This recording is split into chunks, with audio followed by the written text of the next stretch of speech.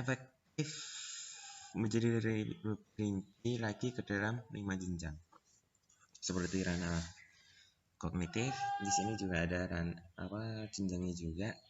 Ada 5 jenjang, yaitu receiving, responding, valuing, organization, characterization, evaluate, or color complex. Langsung aja, yang pertama, receiving atau attending, artinya itu menerima atau memperhatikan. Menerima atau memerhatikan adalah kepekaan seseorang dalam menerima rangsangan stimulus dari luar yang datang kepada dirinya dalam bentuk masalah, situasi, gejala, dan lain-lain. Kesadaran dan keinginan untuk menerima stimulus, mengontrol dan menyeleksi gejala-gejala atau rangsangan yang datang dari luar. Maksudnya itu. Receiving atau attending juga sering diberi pengertian sebagai kemauan untuk memerhatikan suatu kegiatan atau suatu objek.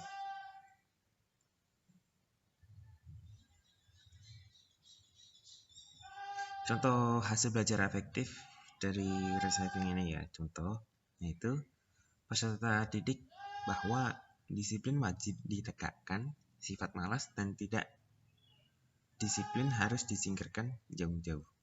Itu receiving atau attending. Jadi membedakan yang baik dan buruk, mana harus dikerjakan dan mana harus ditinggalkan. Yang kedua yaitu responding. Responding itu artinya yaitu menanggapi. Respon gitu. Artinya mengandung arti adanya partisipasi aktif. Jadi, kemampuan menanggapi adalah kemampuan yang dimiliki oleh seseorang untuk mengikut sertakan dirinya secara aktif dalam fenomena tertentu dan membuat reaksi terhadapnya.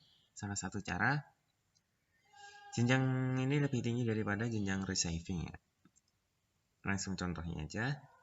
Hasil belajar ranah efektif responding adalah peserta didik tumbuh hasratnya untuk mempelajarinya lebih jauh atau menggali lebih dalam lagi ajaran-ajaran Islam tentang kedisiplinan.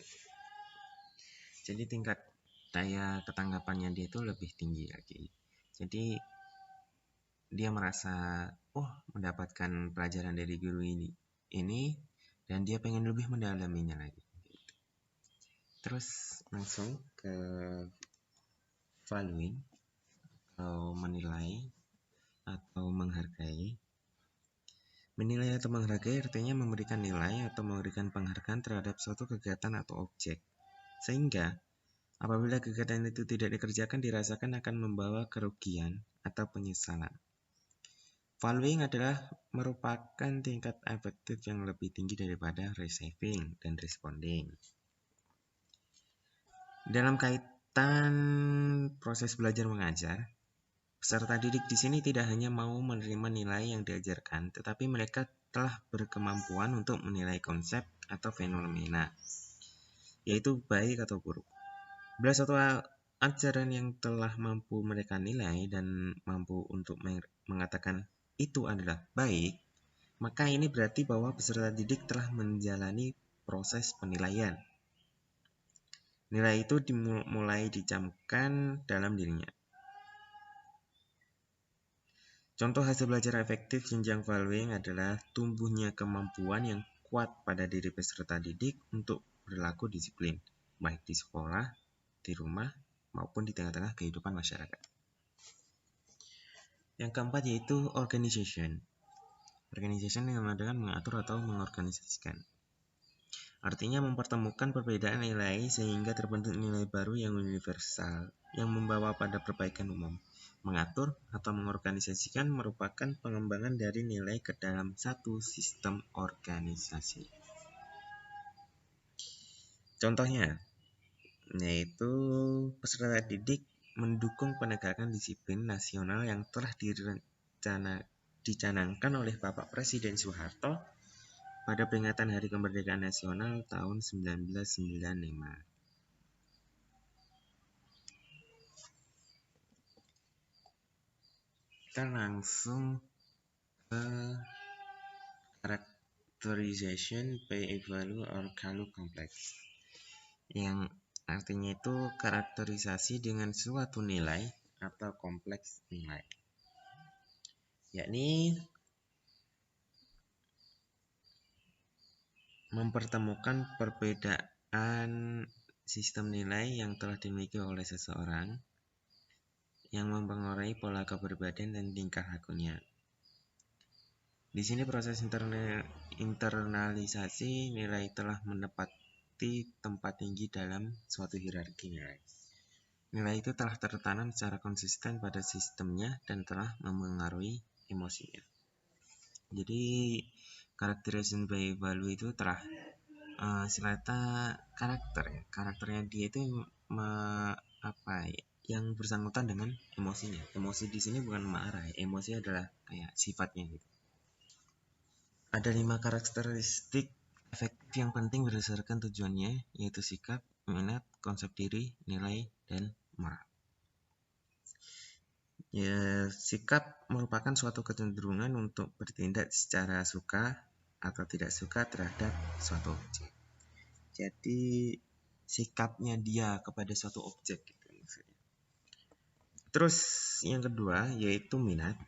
Minat itu adalah suatu disposisi yang terorganisir melalui pengalaman yang mendorong seseorang untuk memperoleh objek khusus, aktivitas, pemahaman, dan keterampilan untuk tujuan, perhatian, atau pencapaian. Ini menurut Getzel pada tahun 1966. Terus selanjutnya pengertian konsep diri. Menurut Smith, konsep diri adalah evaluasi yang dilakukan individu terhadap kemampuan dan kelemahan yang dimiliki. Terus yang keempat yaitu nilai. Menurut Rockage tahun 1968, merupakan suatu keyakinan tentang perbuatan, tindakan, atau perilaku yang dianggap baik dan yang dianggap buruk. Dan yang terakhir yaitu moral. Piaget dan Kohlberg banyak membahas tentang perkembangan moral anak. Namun Kohlberg mengabaikan masalah hubungan antara judgement moral dan tindakan moral. Ia hanya mempelajari prinsip moral seseorang melalui penafsiran respon verbal yang dilema hipotetikal atau dugaan. Jadi maksudnya di sini moral berkaitan dengan perasaan salah satu benar terhadap kebahagiaan orang lain atau perasaan terhadap tindakan yang dilakukan diri sendiri. Oke, next kita langsung ke ranah psikomotorik. Ranah psikomotorik merupakan ranah yang berkaitan dengan keterampilan. Ya, psikomotorik maksudnya skillnya. Atau kemampuan bertindak setelah seseorang menerima pengalaman belajar tertentu. Ranah psikomotorik ini adalah ranah yang berhubungan dengan aktivitas fisik. Misalnya lari, melompat, melukis, menari, memukul, dan sebagainya. Kalau afektif, tadi itu bersangkutan dengan emosi. Terus kalau kognitif tadi bersangkutan dengan daya ingat, istilah kata daya ingat tadi. Kalau psikomotorik ini berhubungan dengan skill atau keterampilan. Terus selanjutnya yaitu hasil belajar ranah psikomotorik dikemukakan oleh Simpson pada tahun 1956 yang menyatakan bahwa hasil belajar psikomotorik ini tampak dalam bentuk keterampilan atau skill dan kemampuan bertindak individu. Hasil belajar psikomotor ini sebenarnya merupakan kelanjutan dari hasil belajar kognitif dan hasil belajar afektif.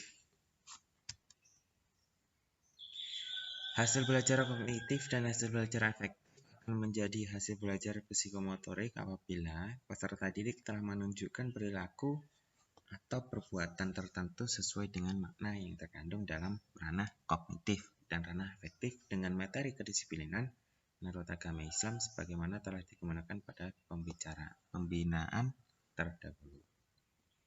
Kayak gitu. Itu contoh. Jadi kita mengambil contoh dari agama Islam. Kayak gitu. Ya, mungkin sekian dari kelompok kami. Apabila ada salah tutur kata, kami mohon maaf.